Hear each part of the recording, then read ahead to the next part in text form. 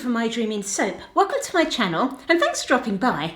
Now today we're doing something slightly different with our soap. Going to be using some different ingredients. So what I'm actually using is some green tea. So I'm going to use tea as a 100% water replacement for this soap. Now I've chosen this green tea sencha. It's a lovely quality tea.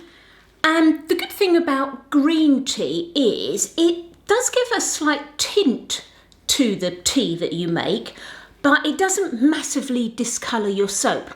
Whereas if you use some black teas or some of the red teas, for example, they will add quite a bit of colour to your soap, which is great if that's what you want to build into your design. I'm going for this lovely green tea that we've got. So first of all, what I'm going to do is actually make a tea out of it. So I've calculated how much water I need for the soap I'm going to make.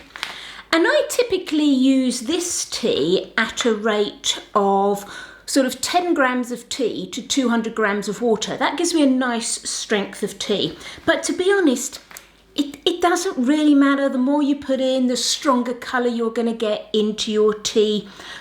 I wouldn't go over the top because you're then just wasting tea. This will be strained out. As you can see, this has quite big leaves and quite big sticks in it, as it were. So it wouldn't be great to put into the soap. In theory, you could sort of grind it up and put it into the soap as a bit of an exfoliant. But bear in mind, these green tea leaves, if you do put them in, will go brown. So I'm just going to weigh out the tea that I want. Now, as I said, you don't need to be too fussy about this. I also need to be quite fussy because of my assessments and how much I use. But if I go over by a gram or so, it's really not going to be the end of the world. Because as I said, it's all going to be strained out. Right, so there's the amount of tea that I need. So I've put in there 30 grams of tea. And to that, I'm going to add 600 grams of distilled water. Now again, in theory, you could use tap water if you wanted to. I just feel when I'm selling soap and that, I just want my water and everything to be as clean and as pure as possible.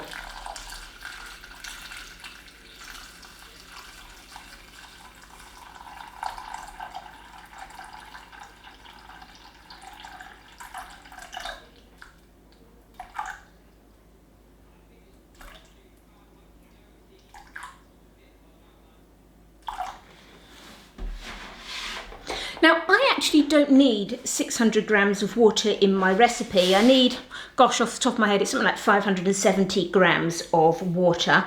But what will happen is, as I strain out this tea, once I've made the tea with it, I'm going to lose some of that water. So I'd rather make too much solution at the correct rates that I've put in my assessment and have enough for my recipe, rather than not have enough and then be topping it up with water afterwards.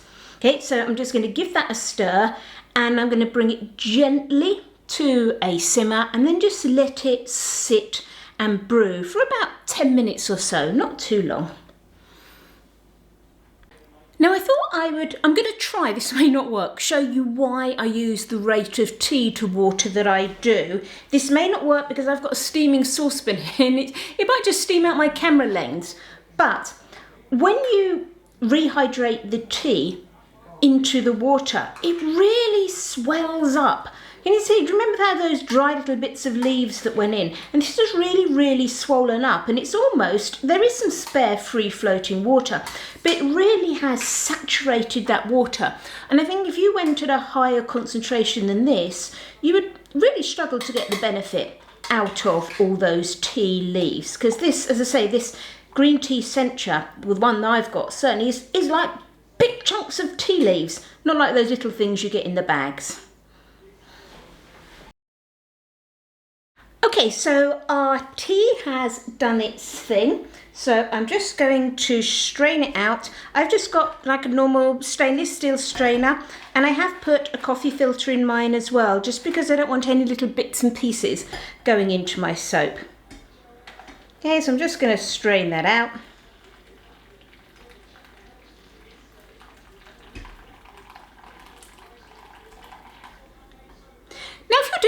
something like this, don't overthink it. It's just making some tea to put in your soap. So the amount of tea that you use, as in tea leaves, is not really massively important if you get the exact amount right. You know, there's nothing technically difficult about making some tea and then just straining it. Just make some tea. If you've got one of those squishy coffee jugs or something, use that. You know, don't think it's a difficult procedure. It's just making some tea and straining it out. So I'm going to finish off straining this off the camera, and then what I'm going to do is I'm going to pop this in the fridge overnight. I'm going to get it nice and cold, but I'm not going to worry about freezing it, and then I'm going to use it to make my lye solution tomorrow once it's all nice and cooled down. So here we are the next day. So we've got our tea that I've weighed out to the right amount, and I have already dissolved the sugar that I use into this as well. And I am still adding my sugar because the green tea doesn't have any sugars in it. If I was using a recipe maybe where I was going to do beer or something, I might not add the sugar in because that will have sugars in it already. So our liquid and our lye, and I'm just going to add this in. Now I'm just going to pour mine all, sort of shoot it straight in, and then just stir it up like normal lye. Now I think sometimes people get a little bit confused about adding liquids to soaps. When do you add them as ice cubes? When do you add them as part of your lye? When do you add them straight into your oils? Oh, what the dickens do you do and when? So let's just have a little chat about this. As you can see here, I just shot all my lye in there. I didn't do any ice cube method. I didn't bother about putting in tiny weedy little bits really slowly. My tea solution was cold. It was barely above frozen really. It was really cold, sort of fridge cold. And I must admit, I did put it in the freezer for just sort of half an hour just to cool it off even more. But as you saw, it was still fluid. So why was that okay to do with this? Let me just get rid of this just so that I'm not standing chatting above a solution of lye. You can see that's quite a dark colour, isn't it? Okay, so I'm just going to get rid of this, bear with me. So I've now just popped that somewhere where there's some nice airflow so that we can get rid of the fumes. And I must admit, I've just kind of thought, if I now chat to you, you're going to have to look at a white screen, which my camera hates. So what I'm going to do, turn this off, and as we start making the rest of the soap, I will talk to you about how you treat liquids. When you do that frozen bit, when you do that put it in with your oils bit, should you freeze, should you not freeze? Okay, we'll have a little bit of a chat about that in a minute.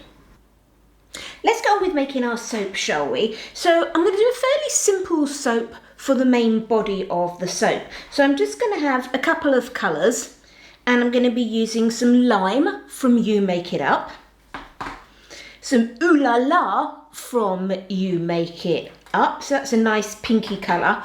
I am going to be bringing in some titanium dioxide as well. Now the fragrance oil I'm using, I'm doing a play on words really for this soap. I'm going to do a tea rose soap. So I know normally rose tea is actually made with rose petals, but I'm sort of twisting it a little bit to have tea rose. So I've got that tea in my soap, and then I'm going to have a rosewood and musk fragrance.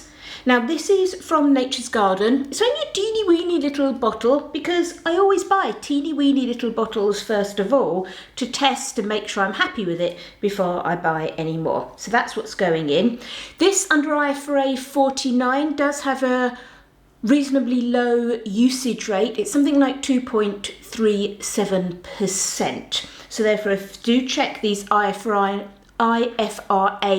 49 certificates that are coming out. You may be finding that a lot of the fragrance oils, if you're a soap maker, that you've been using are now changing, and a lot of those rates are dropping. So do check what's going on. This does seem to be a relatively strong fragrance that at that level is still fine in the soap.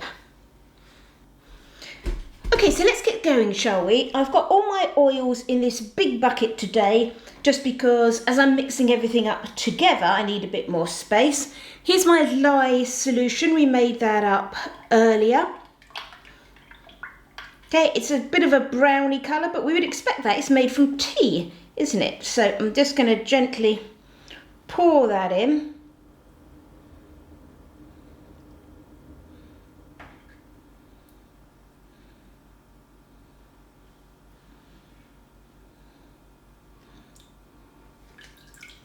Now both my oils and my lye solution by now are down to about 84 degrees Fahrenheit.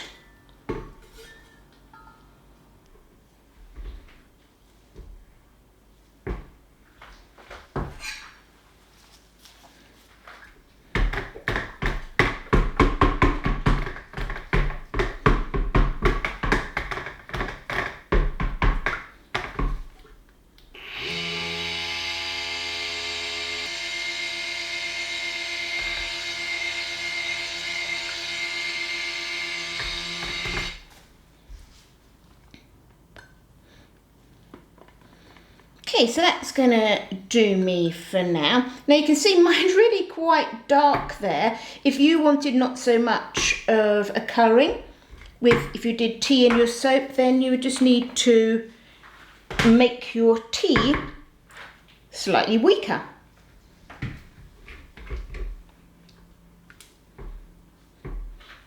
I'm just going to split this off into the bits that I want. I'm going to go over to my scales and do that. Okay, so I've got everything split up. Let's just move some of these out of the way. So I am going to colour these just to see if I can get a little bit of difference in the colours. So in this bucket here, sort of my medium size, just to make sure I'm doing this the right way, I'm just going to add some titanium dioxide, and I've just predispersed all these in the oil taken from the batch and measured them out.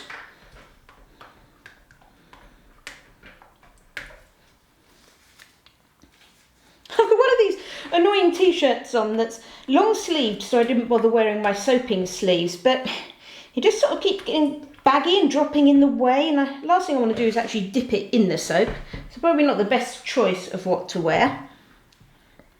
The small one, I'm just going to have my lime green.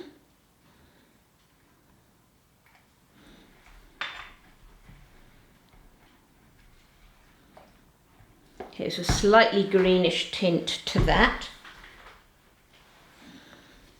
And my large one is going to be my Ooh La La, my pink.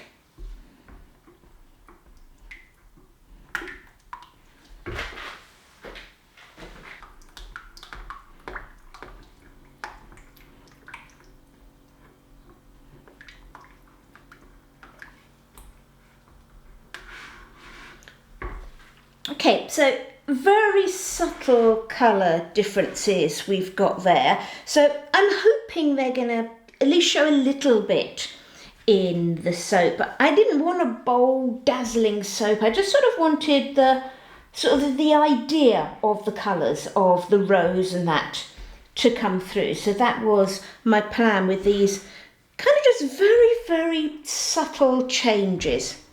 And then obviously I could have made more of a change if I'd done a weaker tea solution.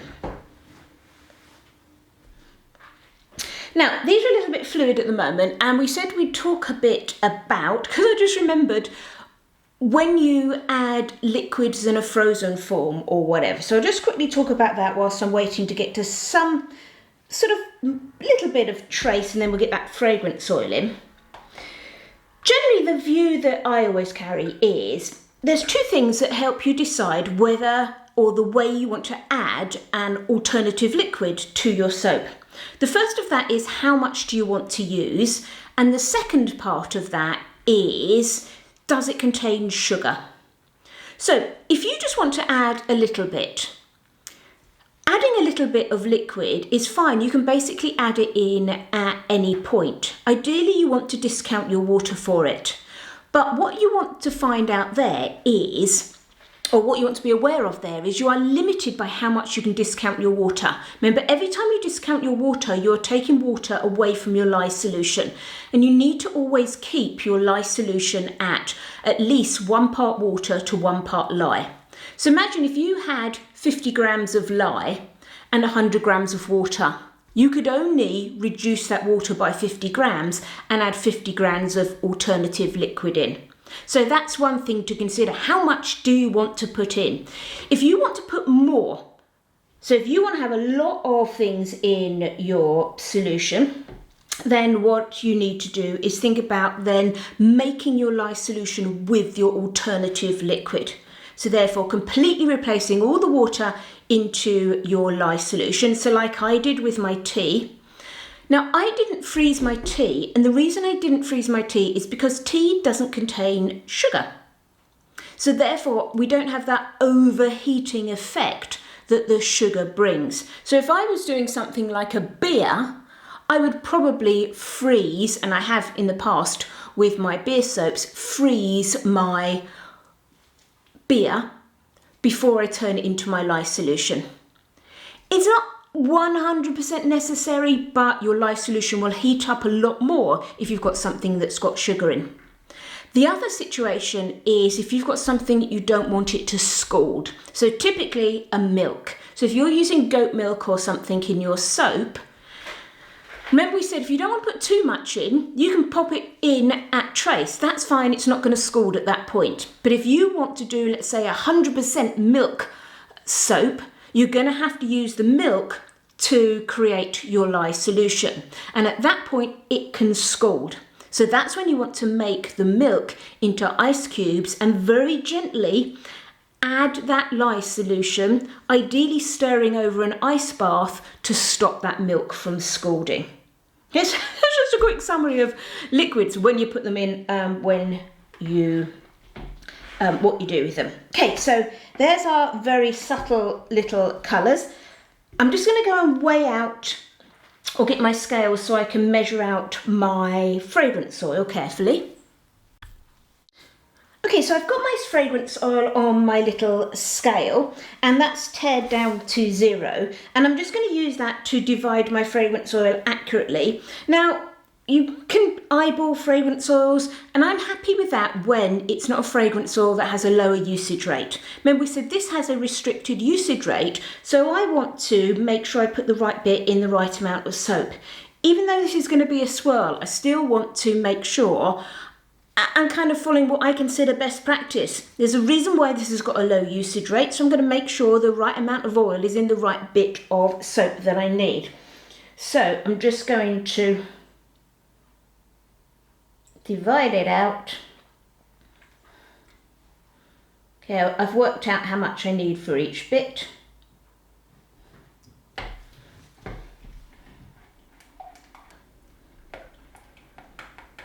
Now I am going to wait till I've got at least a trace on these. As you can see, I've got really very little at the moment. So I'm going to turn this off and come back when that's happened.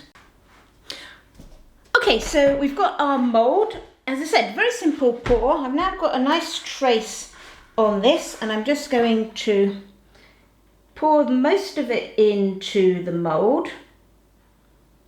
It'll be interesting to see how well that colour stays, because I do really like that.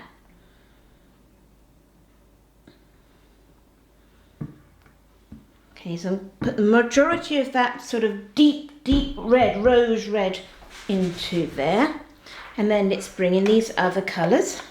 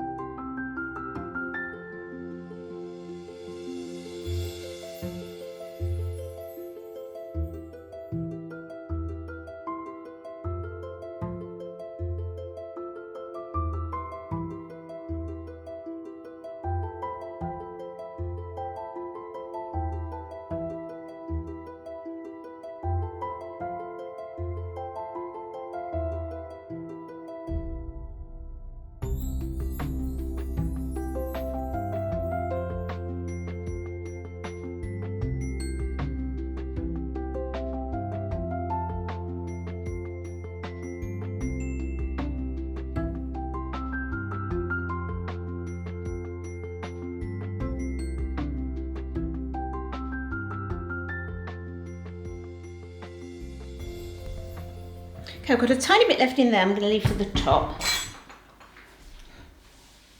And then all I'm going to do with this is do a very simple swirl just with the back of a stainless steel spoon. Because I don't actually want this to be a drop swirl. I know I've poured it like a drop swirl. Okay, so I'm just taking the back of a fairly thick spoon. I'm just going to swirl it round.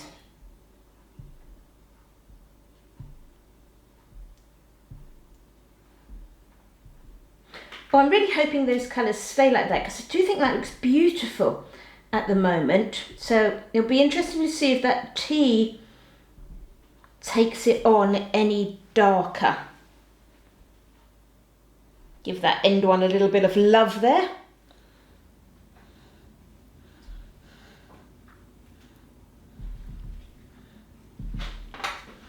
Let's just finish off that top. I almost wish I hadn't saved this bit now. I kind of like what's on the top as it is. Ooh.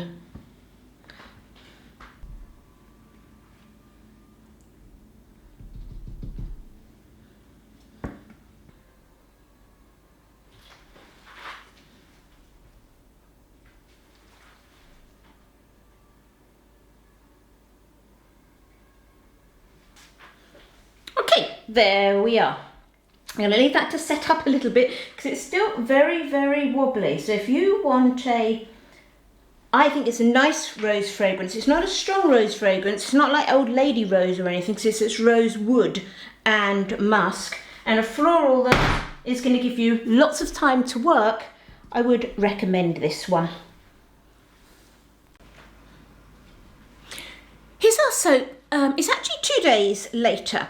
And can you see with this soap, it's quite amazing, isn't it? When you think how dark this was when I mixed it up. Remember when we were talking about the types of tea, I said I'd chosen to use green tea because it wasn't actually that dark in the soap. Whereas if you use some black teas or some of the red teas, they have much more of an effect on your soap. And do you remember the colour of this when we were actually blending it together? It was a very dark combination of the browns. And I must admit, when I poured it, I did think it looked really pretty. But can you see that as it's gone through saponification, those colours that I actually poured have come out really well. Now, there is a slight tint to it. You know, this isn't pure white. It's a sort of a creamy white on the top, but I do like that. So, yeah, so it's quite amazing, isn't it, when you see the effect that tea, it doesn't make it really dark brown. The green tea doesn't make it really dark brown in your actual soap. Okay, so let's get this cut up.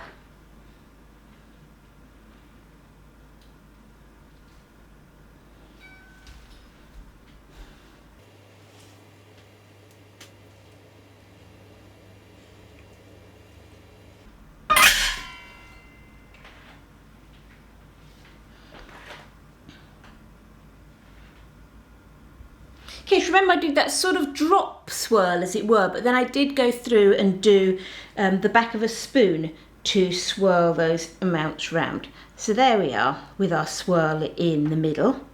Now you can see it's probably going to discolour a little bit. Can you see that discoloration square?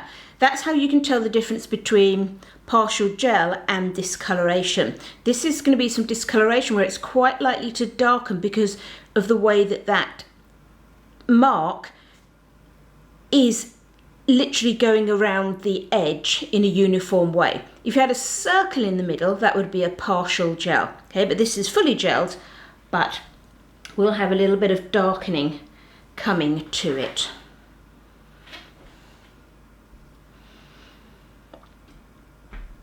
Now, the scent of this is lovely.